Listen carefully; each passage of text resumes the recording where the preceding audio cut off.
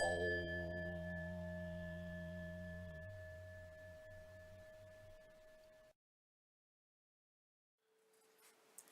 guys, this is Reverend Sean with the Centered Path, the Basic Buddhist, and I'm going to answer some of the questions I received online. This is really awesome. I'm so happy that you guys have asked me questions because that gives me stuff to put in the videos. So one of the questions was asking about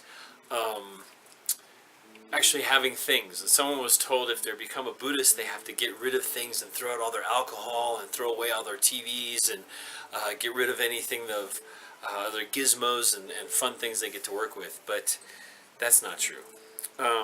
We do have what's called the 5 precepts, which we've talked about before. Remember, the 5 precepts are what we take as a learning practice, a learning meditation, when we decide to become a Buddhist. And we talked about becoming a Buddhist. You have to go through the refuge ceremony, which is taking refuge or guidance under the Buddha, the Dharma, and the Sangha. And I'll explain that in another video. You can go look it up. It'll probably be labeled like refuge ceremony.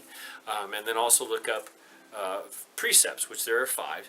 And they are basically refrain from. Notice it's not thou shalt. It's not coming from outside. It's coming from inside. So we have to work on it ourselves and listen to them, right?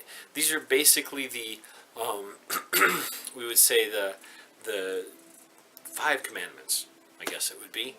But we don't have commandments. They don't come from the outside. They come from the inside. It's something that we take on. So first one, refrain from taking a life. Refrain from taking what is not given. Refrain from speech that is harmful. We'll talk about that. It's a big one. We can discuss that like crazy. Refrain from sexual impropriety. We have a whole one on that too. And the last one is refrain from intoxicants that make us heedless.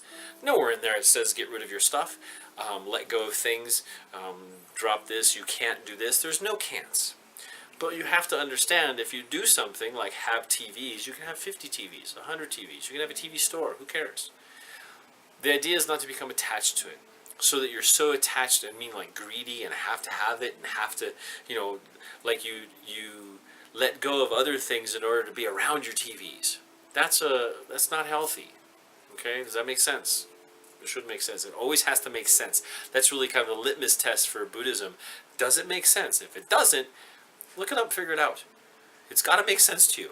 There's nothing in there that ever said you have to let go and get rid of everything and denounce this and denounce that and never have sex and never have alcohol and never have TV sets and never have an animal as a pet.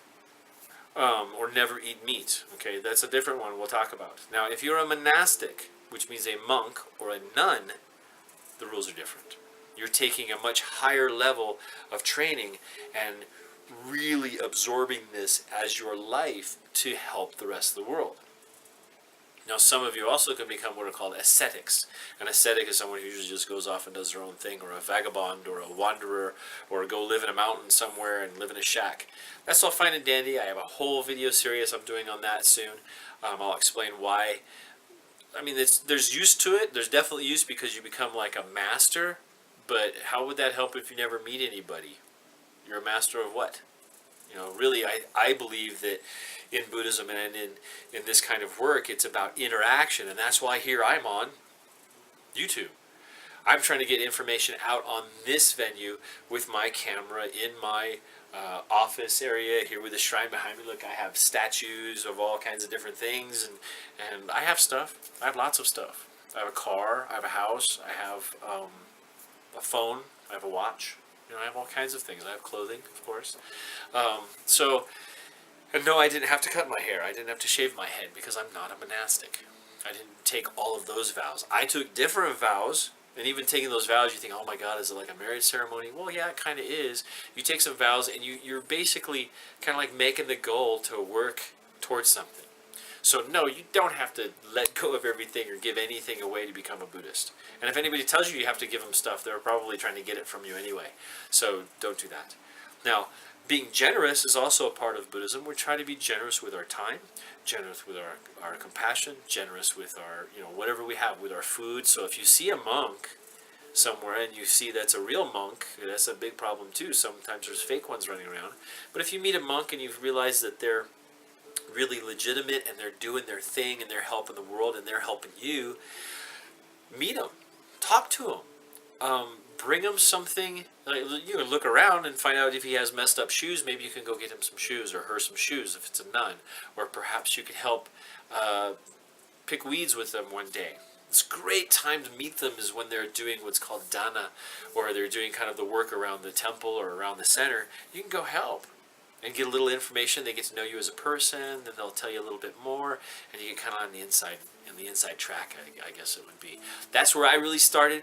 I started working at a temple, met a few monks, and now I know hundreds and hundreds of monks. I'll show pictures someday, and I've been all over the world with this kind of stuff, and I think it's really wonderful. It's really changed everything for me, and I really would love to see it change things for you. It doesn't matter if you're a Hindu, a Muslim, a Baptist, a Mormon. It doesn't matter what you are. You can use the Buddhist training to make anything you do better. And I have a whole thing on law of attraction coming up, because there's a whole part of it that everybody's missing. It's called attraction, or action. Sorry, it's called action. Anyway, this is Reverend Sean with the Centered Path, Basic Buddhist. I want you guys have a great one. Thanks so much for the question. I hope I answered it. I'll answer more if you have more questions. Subscribe, like, write me a comment. I love them. That just jazzed me so much. I was really excited about that. So thank you so much. Got lots more coming your way too. Thanks so much. Bye.